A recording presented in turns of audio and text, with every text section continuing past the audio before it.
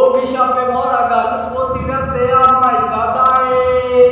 Headphone গুলো আজ নষ্ট হয়ে গেছে প্রায়। অভিশাপে ভরা গান প্রতি রাতে আমায় কাঁদায়। হেডফোন গুলো আজ নষ্ট হয়ে গেছে প্রায়। প্রেমিকা তোমার নাম দিয়ে সেভ করা নাম্বারে আর কোনদিন কল আসবে না। ছেলেটা এখন স্টাইল করে প্রেমিকাটা দেখবে বলে আর কোনদিন ছবি তুলবে না।